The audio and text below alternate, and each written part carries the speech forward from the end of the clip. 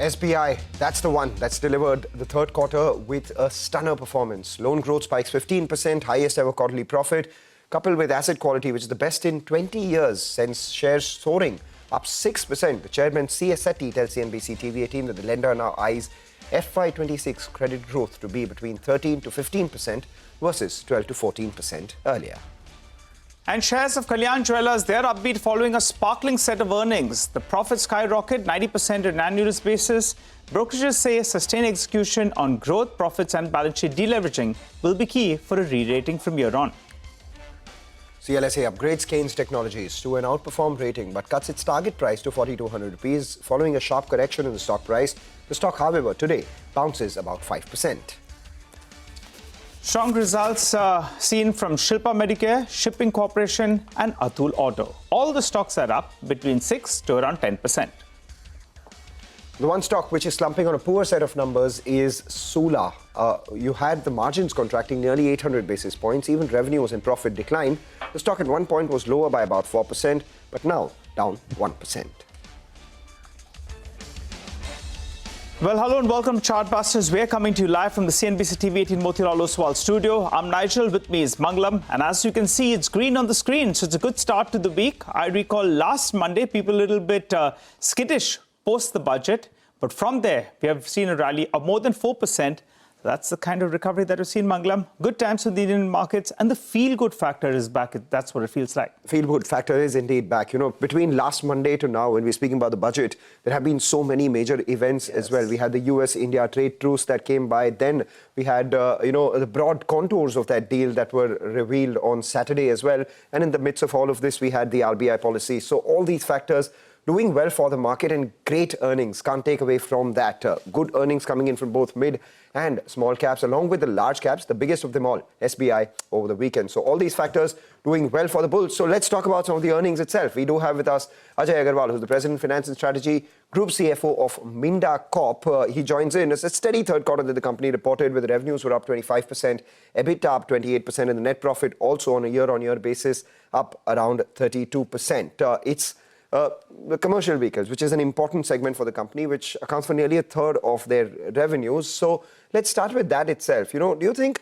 demand environment has improved out there? And going forward, if you could give us some sort of, outlook into what kind of growth parameters should we look at, especially in the commercial vehicle segment and the other growth segments of the company?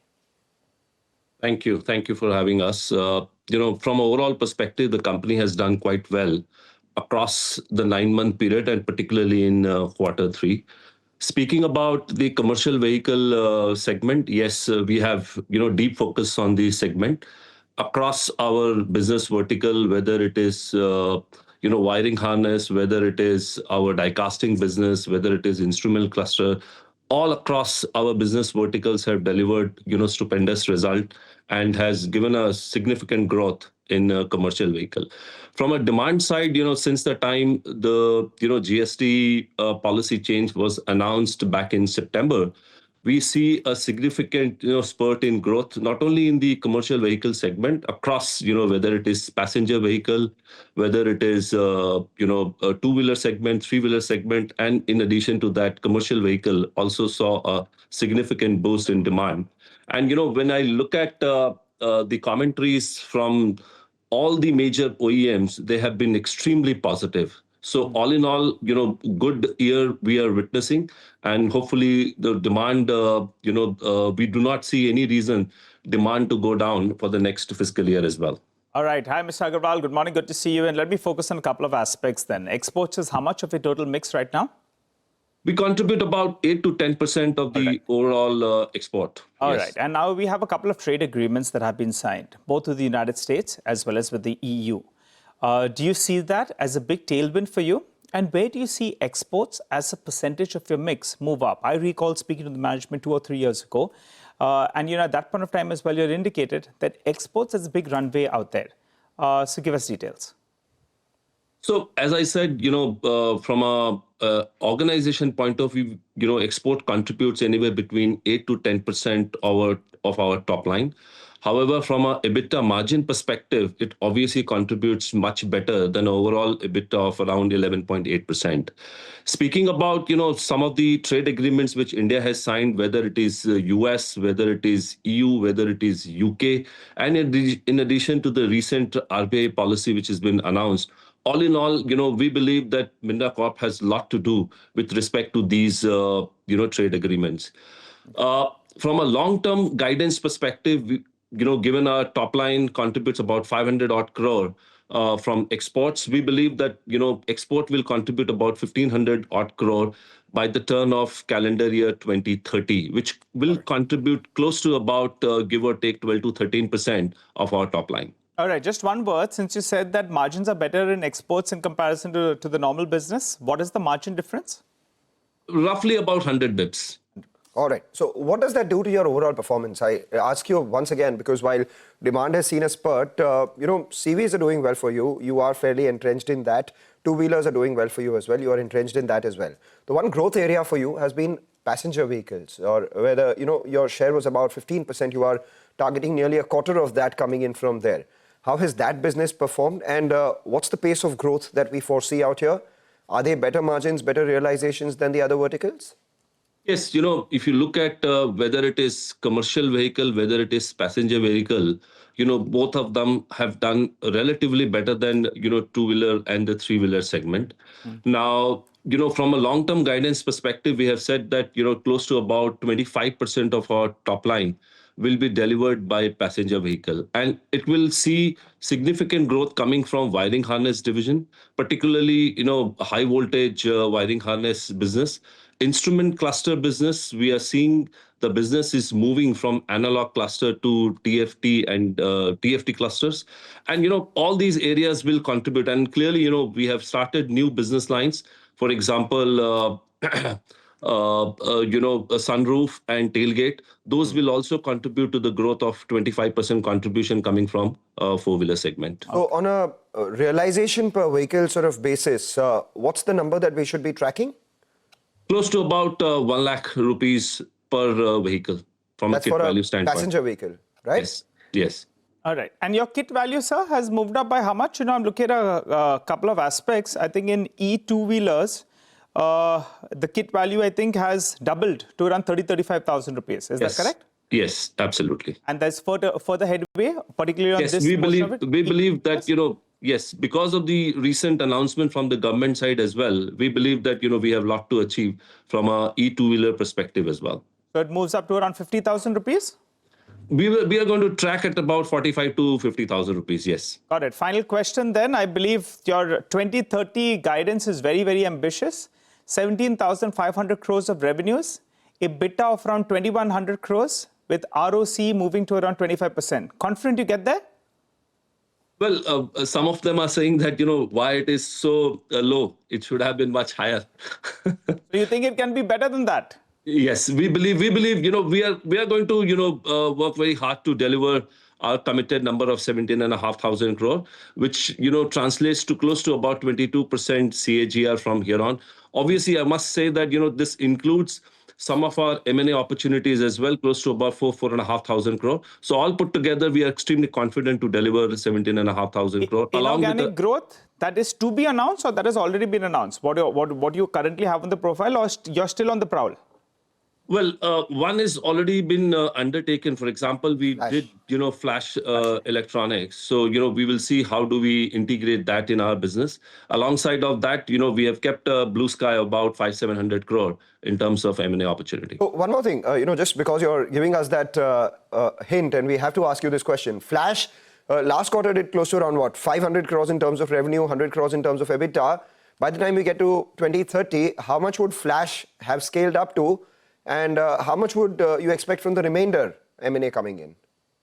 See, the remainder, I'm thinking about anywhere between 500 to 700 crores. So that translates to about 3,800 to 4,000 crore coming from Flash.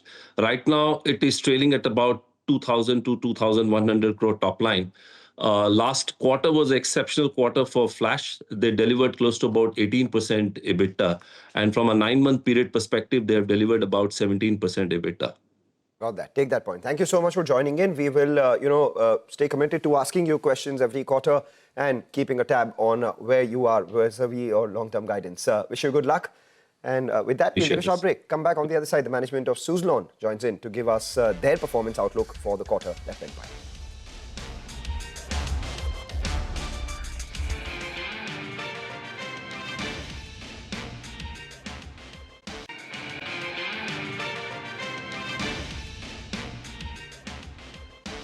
150 points higher on the Nifty. Big moves coming in on the likes of Kalyan Jewellers, Godrej Properties as well up higher.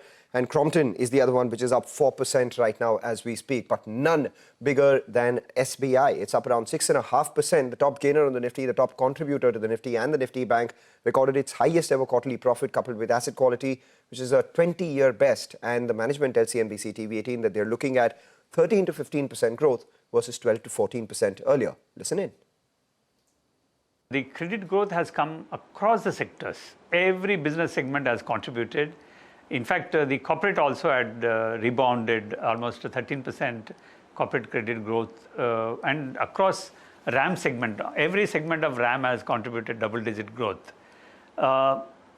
In terms of the guidance, yes, we are upping the guidance from 12 to 14 to 13 to 15% for the current financial year on an aggregate basis. I don't want to go beyond the current quarter.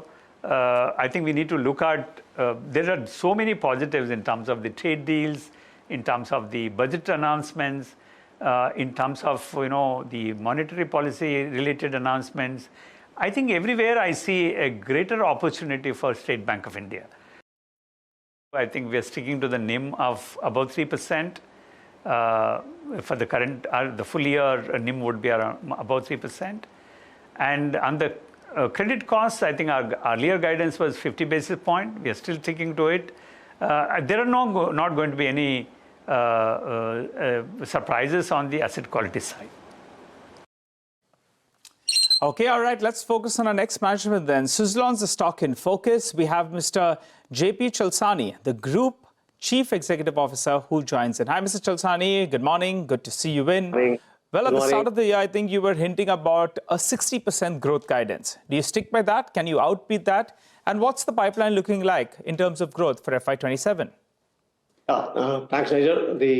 If you look at this quarter, we did the record supplies of 617 megawatt, which is the highest we ever achieved in any quarter, beating our quarter 4 of 575 megawatt. And then also record order book of 6.4 gigawatts. As far as the guidance is concerned, if you see 9 months, at the end of 9 months, we are 77% higher in terms of EBITDA year-on-year basis, and the profitability is 77% higher. So therefore, we're in the right direction. And as I said on your channel last time, that there is no upward or downward revision. We stick to our 60% growth, and we're pretty confident of delivering that. All right, you are confident of delivering that. But we understand that there has been a drop in, renewable energy auctions from last year's 50 gigawatts to just about 10.5 gigawatts so far in this year. How do you expect this to impact your overall business going forward? And do you expect this to pick up? See, right now, as I said, that we have 6.4 gigawatts of order book, okay? Right. Which is the highest we ever had. And 51% of this order book is from C&A customers. And also in line with the guidance what we gave, we will increase more and more EPC. We moved from 20% to 27% in EPC. None of the 6.4 gigawatt have anything to do with, PPAs not getting signed. And there are confirmed order books. And as we speak today, we are in discussions for about another 2.5 to 3 gigawatts of orders, which will gradually convert into firm orders in the next 6 months period. While there is a pause in terms of current bidding, but you're still saying that, in the last 1 week itself, there's 1,000 megawatts of the wind specific bid, which has happened, which is oversubscribed by 3 times. And then we had the FDRE bid, which got done a couple of days back, I think Friday. So therefore, there's still the old ones which are submitted. The reverse auctions are happening, and then those capacities will keep getting added. But I don't see, because of the amount of projects already under implementation, already awarded and signed PPAs, I don't see anything going to happen in terms of slowing down of implementation. Okay, all right. But as you have said in the past, Mr. Chalsani, the problem's not the order book. As you said, it's at record levels right now. There's a pipeline that's looking good. Installations have slowed down, and that's been a bit of a bottleneck. Do you see that easing out? Yeah, I think as a country, we did pretty well this year. We doubled the installations in the first 9 months. We moved from 2.2 gigawatts to 4.5 gigawatts as a country. And then even we increased it by 80% to 442 gigawatts. I think we're clearly seeing easing out of those problems. We would definitely cross 6 gigawatts this year, which would be a record for the country. And then, as we said earlier, we would go to about 8 and then follow it up with 10 gigawatts. And our own also will increase, and especially in the, let's say, from FY 28, 29 onwards, because as we said, we've been saying that we are now concentrating on development of projects in advance. We also saw that specific development companies getting created.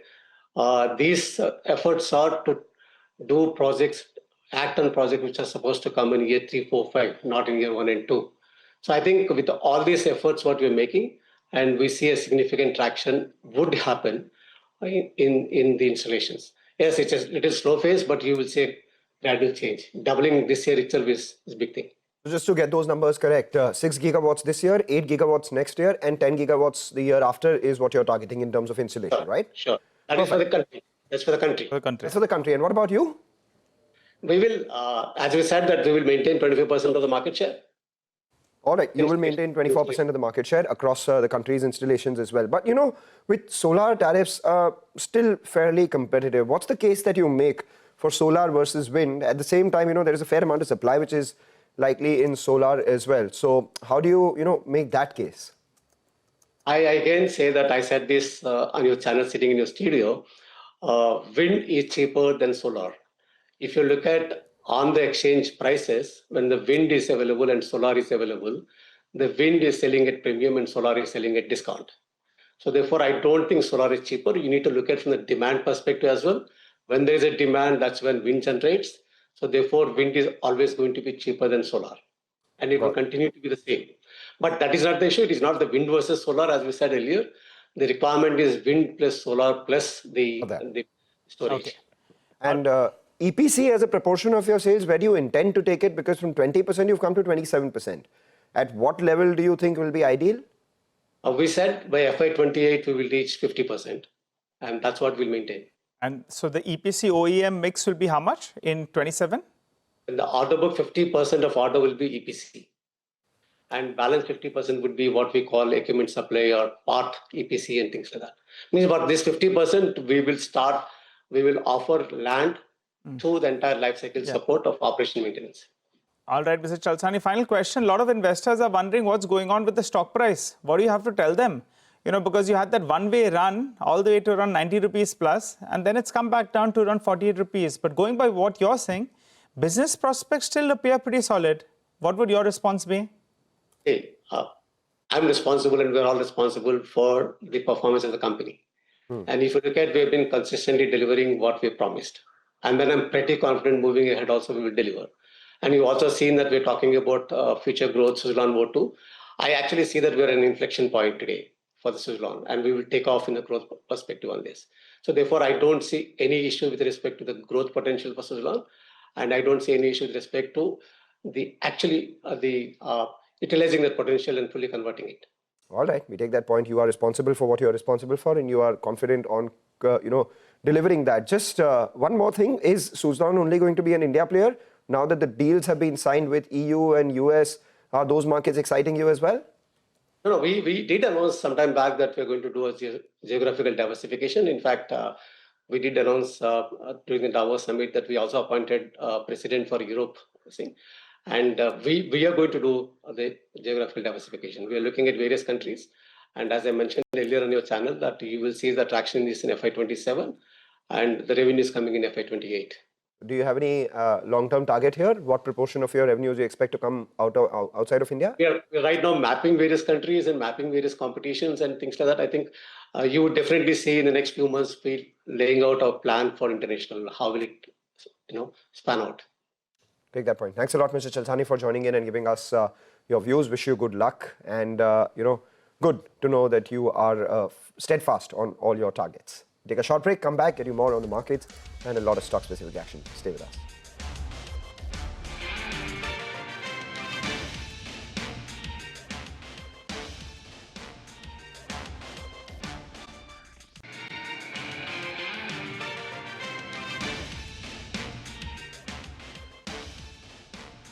Welcome back. Markets look quite strong right now. The Nifty, the Sensex, the mid-cap index, everyone's doing well. And after a while, actually, we can say that actually the broader markets are doing better than what the headline index is doing. That's always good news because your portfolio is feeling very good. And you have close to 4 stocks that are advancing for 1 stock that's declining. A good start to Monday morning.